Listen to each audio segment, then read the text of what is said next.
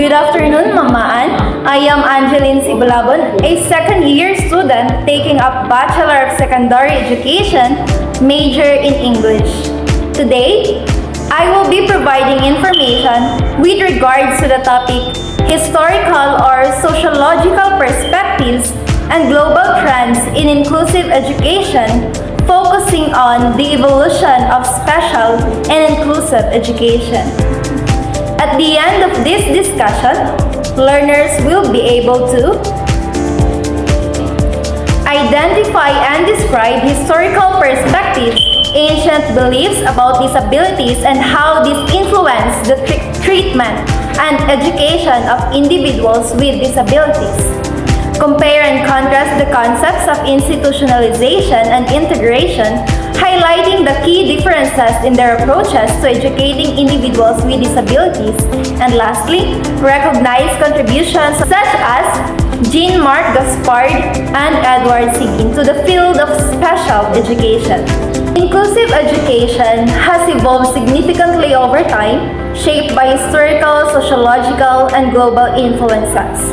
The movement towards inclusivity reflects changing attitudes about disability, diversity, and human rights. So let's start with the evolution of special and inclusive education. The development of special and inclusive education can be understood in several key phases, beginning with ancient beliefs and progressing to modern global efforts toward educational equity. Ancient beliefs about disability and education.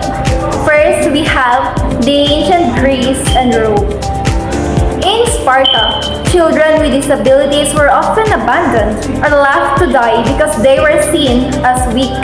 In Rome, some individuals with disabilities became entertainers or were exploited, while others lived as outcasts. Throughout history, society have held various beliefs about individuals with disabilities. Many early civilizations viewed disability as a divine punishment, a sign of bad luck, or a mark of inferiority. These beliefs often resulted in exclusion and even harm towards individuals with disabilities. In medieval period, religion played a significant role in how disabilities were perceived. Some religious institutions provided care for people with disabilities, but this often means isolating them in monasteries or asylums rather than integrating them into society. In Renaissance and early modern periods, some scholars and medical practitioners began questioning traditional beliefs about disabilities. During this time, the idea that individuals with disabilities could learn and contribute to society started to gain attention. Now, let's move forward to institutionalization versus integration. So first, we have institutionalization in 17th to 19th century, which refers to the practice of placing individuals with disabilities in separate institutions, often away from mainstream society. The goal was to care for them. But in many cases, these institutions became places of neglect, abuse, and isolation. Its key features includes the following. First, segregation from the general population. Second, limited educational opportunities. And third, focus on custodial care rather than personal development. Primarily aimed to house and manage individuals with disabilities rather than nurture their independence. Care was often routine-based and restrictive, with little effort to help individuals gain life skills or meaningful participation in the society. Integration and the shift to inclusive education during 18th century till the present. As institutions came under criticism for their poor conditions and lack of meaningful education, society began shifting toward a more inclusive approach to disability care.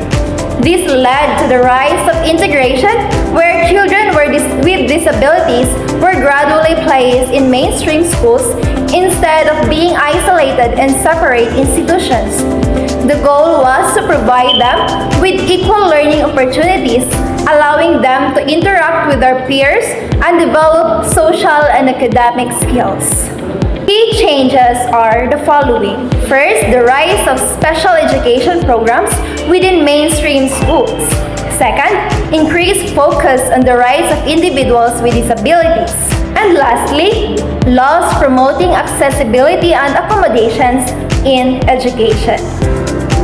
Now, let's move forward to the key pioneers. First, we have Jean-Marc Gaspard from 1774 till 1838. He was a French physician and educator, best known for his work in special education and child development.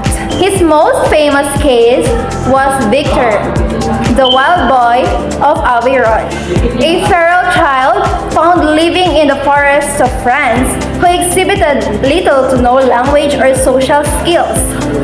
Itard believed that with proper education and structured training, Victor could learn and integrate into society.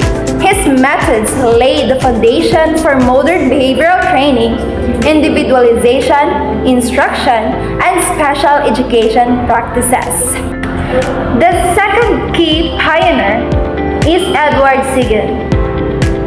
He is a student of Itard who expanded on his mentor's work and developed methods specifically for individuals with intellectual disabilities. His contributions includes the following. He created the physiological method which emphasized hands-on learning and sensory experiences. Established specialized schools for children with disabilities in France and the US. His work influenced Maria Montessori, who adapted his methods into her well-known Montessori approach.